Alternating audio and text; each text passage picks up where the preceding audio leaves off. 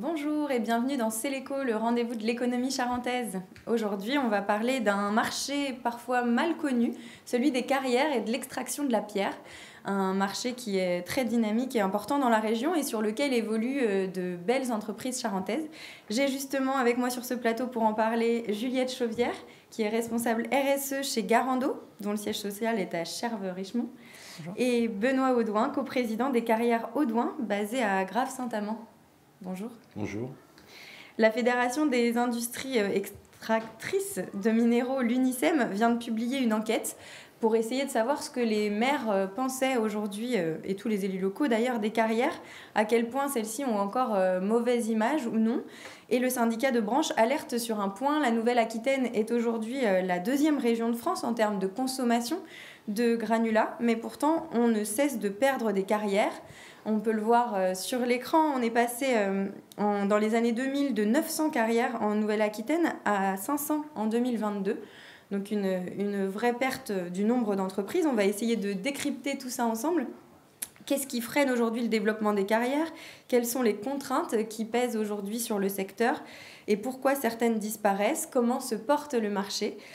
Mais avant toute chose, je voudrais que vous nous présentiez chacun un peu mieux vos entreprises. Pour qu'on sache un petit peu mieux de quoi on parle, puisque nos téléspectateurs ne connaissent pas toujours vos entreprises.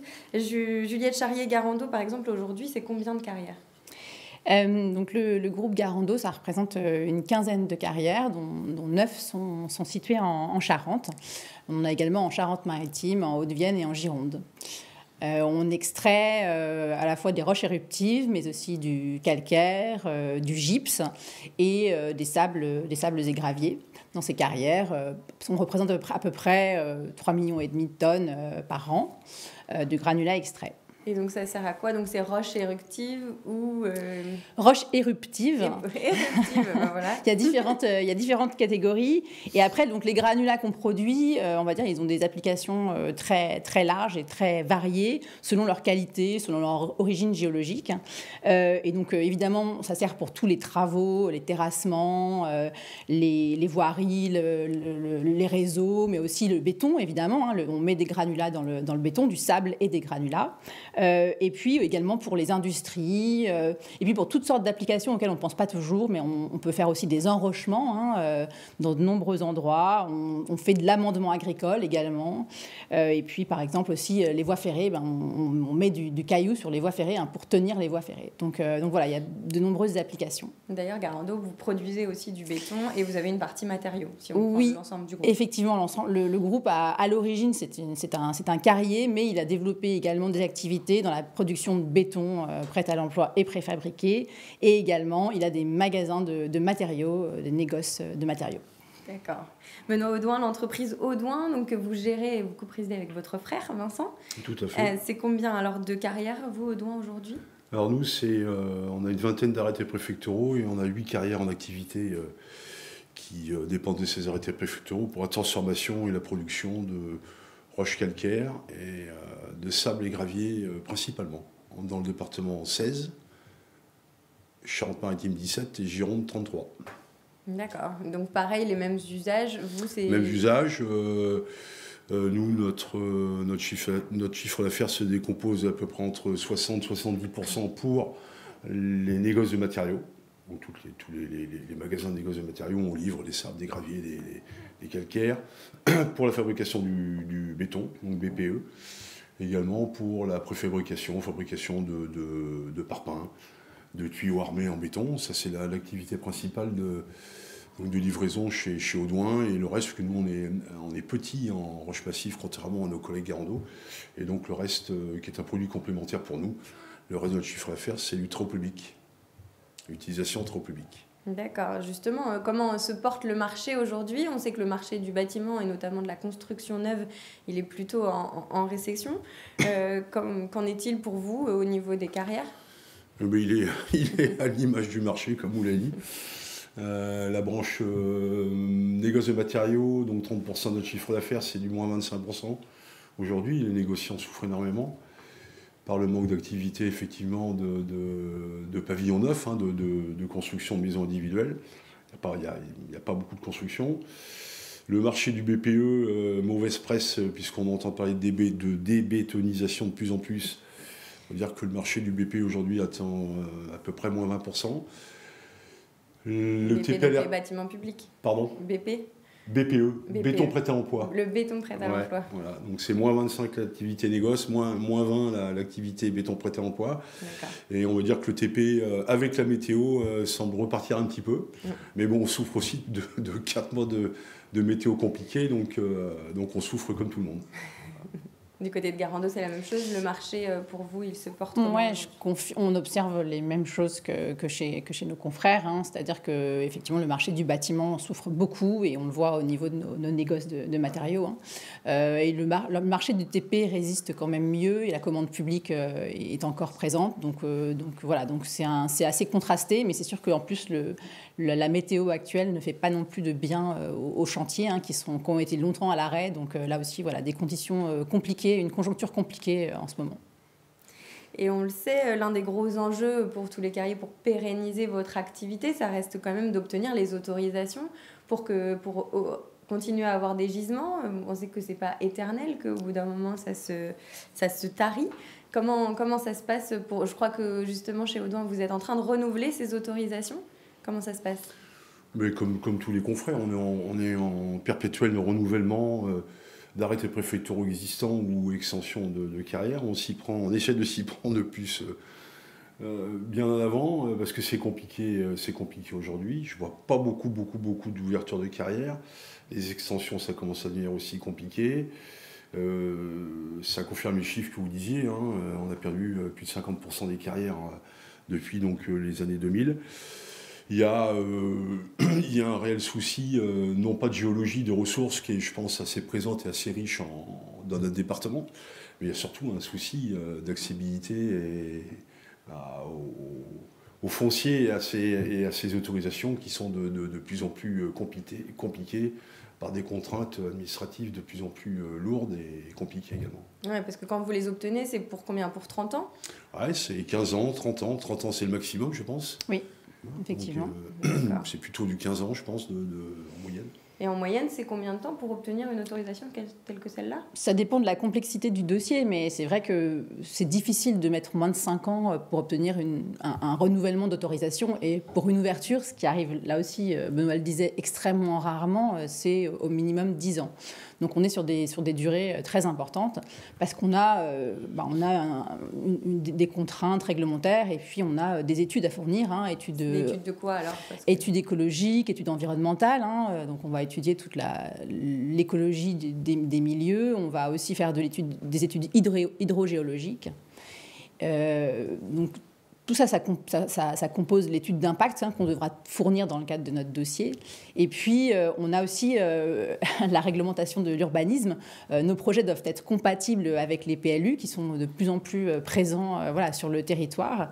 Et ça aussi, ça nécessite parfois des mises en compatibilité. Ça nécessite aussi beaucoup de dialogue et de concertation préalable en fait, avec les élus, avec les riverains. Et c'est un travail qui est très lourd. Ouais, parfois, ça peut prendre beaucoup de temps. Énormément de temps.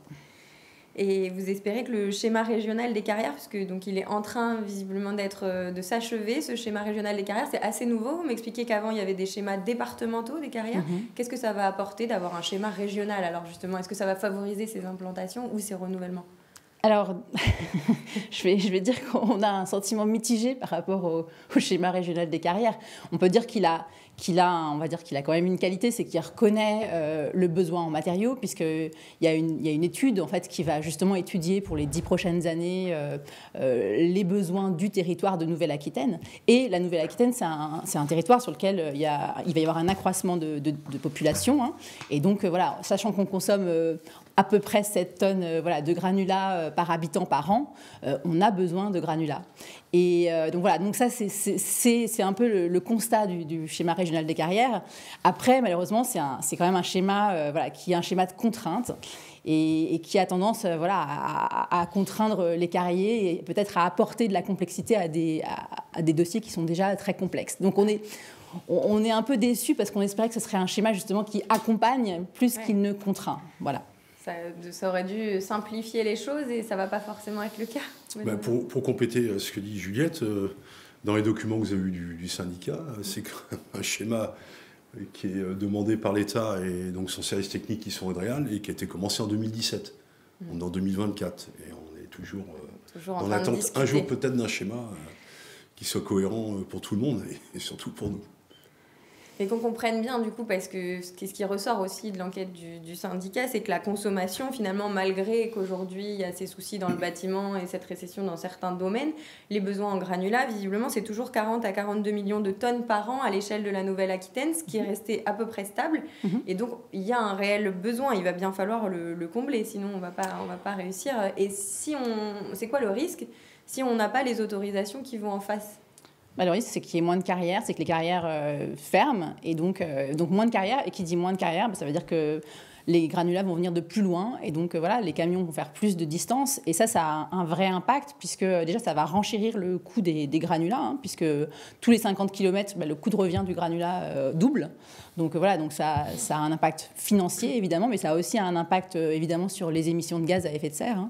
Donc non, c'est bon pour personne. Les carrières sont normalement dans une logique d'approvisionnement local. Et le fait qu'il y ait moins de carrières, moins de possibilités, ça contraint cette logique d'approvisionnement. D'accord. Avant de poursuivre, on va évoquer encore plus et davantage cette étude qui a été faite, puisqu'il y a vraiment pas mal de données intéressantes.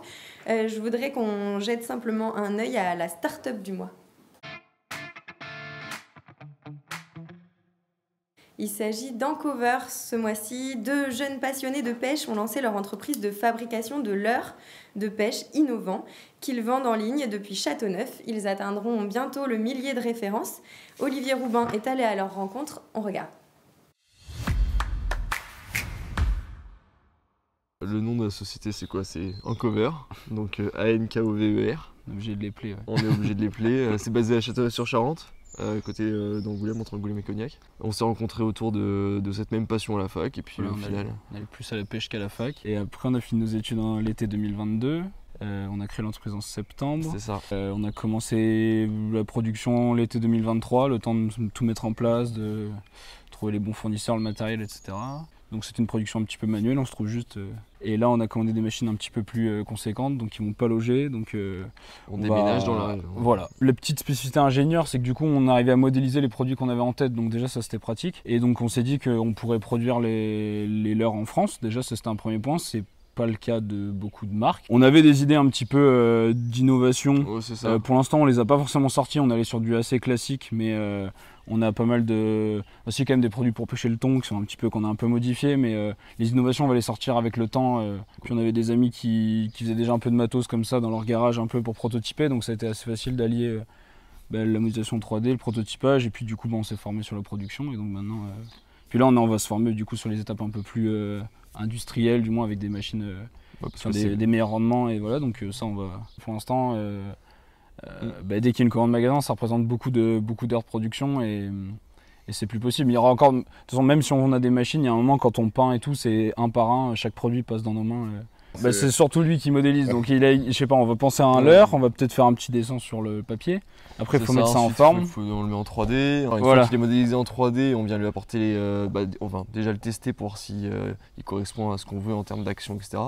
Une fois qu'on l'a testé, ensuite il y a toute la partie design, visuel, donc il faut faire tous les ouïes, les nageoires, les yeux. Voilà. Et puis derrière, on fait usiner des moules et ensuite c'est parti. En tout cas, les magasins locaux ont joué le jeu. On est distribué à Angoulême, à Cognac, en Vendée. On va sûrement faire affaire avec Saintes, Poitiers. Enfin, on a ouvert, nous, le site internet pour essayer de se faire connaître en France. Mais l'objectif, nous, à terme, c'est de bosser avec les magasins de pêche. Parce que nous, moi, je suis client de magasins de pêche depuis que je pêche depuis que je suis petit. Donc voilà, le site, c'était pour se faire connaître. Mais ça grossit autour. De toute façon, quand on va voir les magasins, on fait un peu un escargot autour de la Charente. Donc, puis bon, la région de cœur. Donc voilà.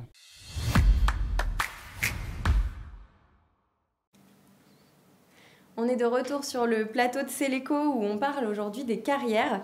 On l'a compris en vous écoutant, aujourd'hui on va pouvoir continuer à se développer sur ce marché-là, c'est faire face à beaucoup de contraintes administratives, on l'a dit, avec des études environnementales lourdes, mettre les PLUI en accord avec ce que vous voudriez faire, que ce soit pour les renouvellements ou pour les nouvelles carrières, c'est compliqué.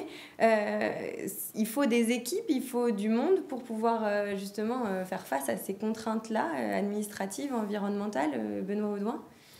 Oui, il faut des équipes. Moi, ça fait... je me sens un petit peu un vieux dinosaure où je n'ai pas connu cette époque où il y avait chez nous un responsable qualité, sécurité, environnement, développement du foncier. C'est ce qu'on a aujourd'hui chez nous parce que sans ça... il faut aller dans les réunions, il faut être présent partout, voir ce qui se passe partout dans les communes, dans les PLUI. Donc c'est devenu aujourd'hui chez nous indispensable parce que si on n'y va pas, il n'y a pas de production, il n'y a pas de commerce de granulats. Donc si on veut des autorisations, il faut modestement être assez présent partout pour voir ce qui se passe et participer à un maximum de réunions et essayer de convaincre. Donc nous, oui, on a une petite équipe à notre niveau qui fait ça. Ouais. Et qui est donc un nouveau métier qui s'est développé chez nous il y a maintenant une dizaine d'années.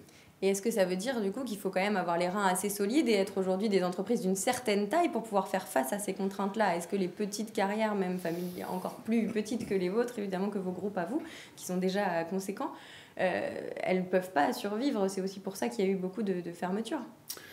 Il y a eu un événement important en 1999 sur les garanties financières qui ont apparu, qui n'existaient pas avant et qui est une garantie lorsque si le carrier devient défaillant, les garanties financières sont là pour faire le réaménagement final comme prévu par l'arrêté préfectoral, ce qui n'existait pas avant. Donc malheureusement, ou heureusement, il y a beaucoup de petites entreprises qui ont fermé. Aujourd'hui, on est moins nombreux. Il faut se structurer. Ça demande des immobilisations financières aussi importantes, du temps. Après, si on n'a pas les moyens, on vend ou on fait autre chose. Bien sûr, j'imagine. Mais du coup, le risque, J.L. Sauvière, c'est aussi quand même d'avoir, à terme, en France, si on ne fait rien pour que ça s'améliore, que des grands groupes et beaucoup moins d'entreprises locales, comme on disait tout à l'heure. C'est sûr qu'au niveau national, le marché est dominé par des grands groupes.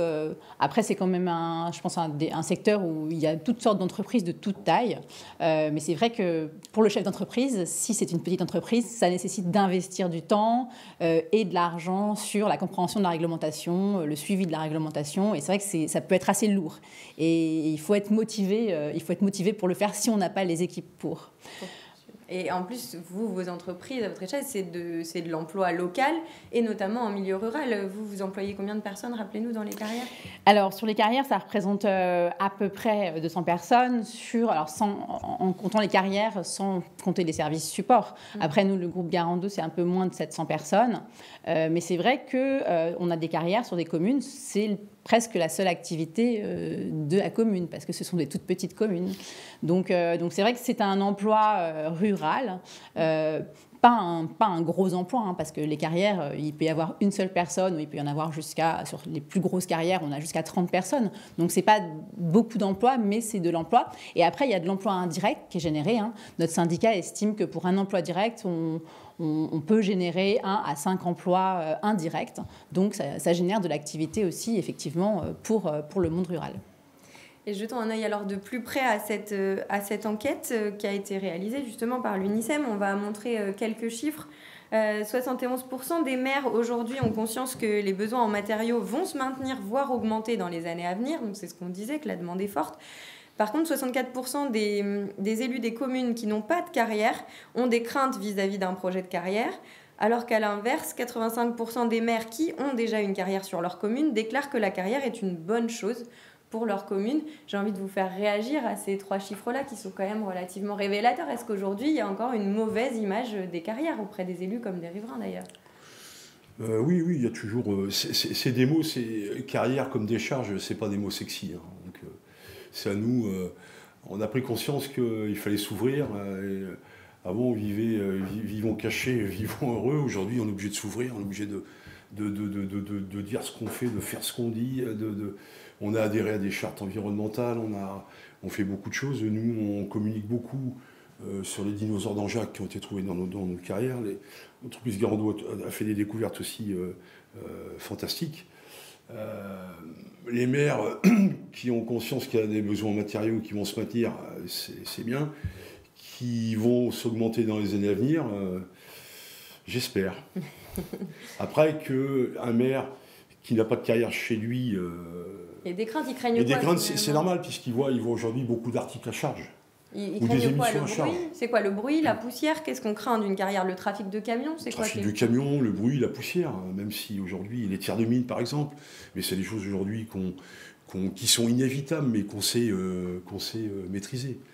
Justement, est-ce qu'il y a des choses qui ont été faites, des choses nouvelles, Juliette Schauter? Bien sûr, je crois que, excusez-moi, il y a effectivement les carriers traînent une mauvaise réputation, mais depuis au moins 20 ans, voire 30 ans, il y a énormément d'efforts qui ont été faits par la profession justement pour maîtriser ces impacts, ces nuisances. Et que ce soit au niveau de la poussière, par exemple, on arrose pour abattre les poussières. On peut aussi, par exemple, en sortie de site, laver les roues des camions pour éviter d'aller salir les routes et que ça génère derrière de la poussière. Sur le bruit, on peut avoir des dispositifs qui permettent de contenir le bruit des installations. On a aussi des engins et des camions qui sont aujourd'hui beaucoup plus modernes, qui sont beaucoup moins bruyants, qui consomment moins d'essence. Donc voilà, il y a beaucoup d'investissements qui peuvent être faits et qui sont faits d'ailleurs pour réduire ces impacts.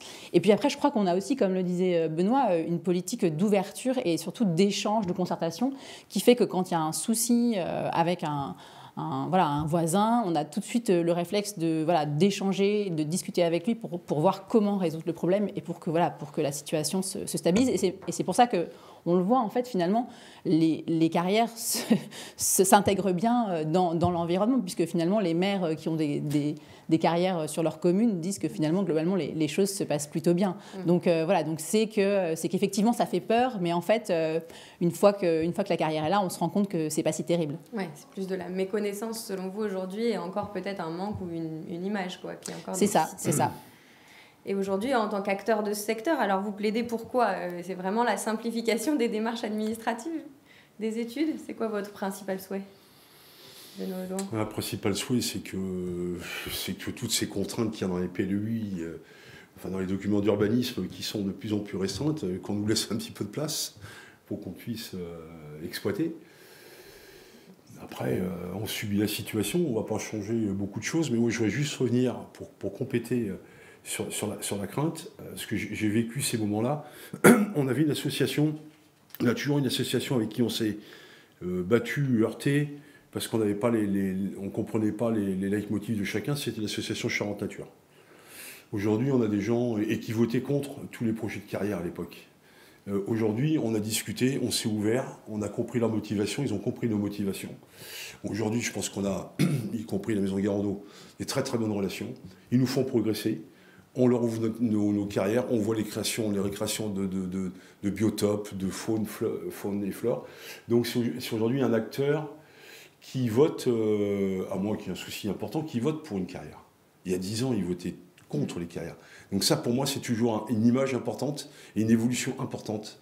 Donc si ça pouvait progresser dans les mêmes circonstances avec eux pour des documents d'urbanisme et autres, on est preneurs. Donc il y a eu des progrès sur l'environnement, maintenant il faut que ça progresse aussi sur... Oui, je crois qu'il faut aussi reconnaître que les carrières fournissent des granulats qui sont utiles pour l'aménagement de notre territoire et on a besoin de carrières de proximité. Donc il faut reconnaître cet apport des carrières et il faut les aider, les accompagner plutôt que de les contraindre. Donc évidemment, la réglementation ne va pas changer du tout au tout, mais c'est vrai qu'on a besoin, je pense, d'avoir un soutien de l'État pour permettre le renouvellement, voire de nouvelles autorisations.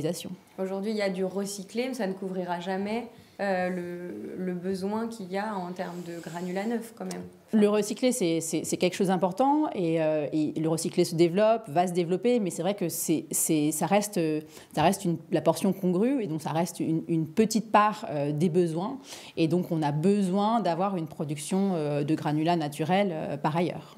Et vos entreprises ont pris leur part dans ce recyclage et voilà, vous en êtes devenus des acteurs, mais c'est ce que disait l'UNICEM, on est à peu près à 17-18% aujourd'hui à l'échelle de la Nouvelle-Aquitaine en termes de besoins, enfin de ce que ça peut combler comme besoin. Donc on n'y est pas encore. Tout à fait.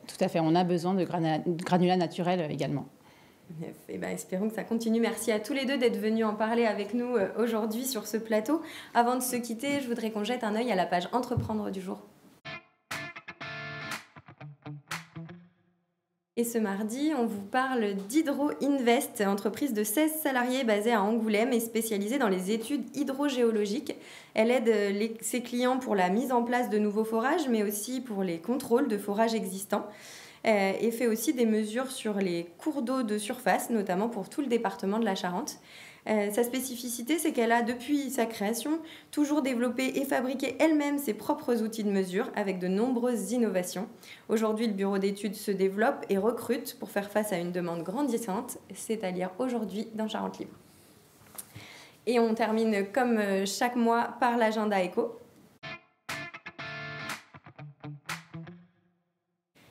Et je vous propose 2 rendez-vous cette fois-ci. Le 11 juin, d'abord, la Technopole Eurekatech organise une conférence intitulée « La propriété industrielle, un levier de développement essentiel pour une start-up ». Ce sera à 10h au Technoparc à Saint-Michel et il suffit de s'inscrire sur le site d'Eurekatech. Et le 24 juin aura lieu le Festival de l'artisanat, une journée 100% dédiée aux artisans avec des ateliers, des réunions d'information pour développer ses compétences et celles de son entreprise. C'est de 9h à 17h à la Chambre des métiers, avenue Gambetta, ici à Angoulême. D'ailleurs, on emmènera sans doute les caméras de Céléco y faire un tour pour notre prochaine émission.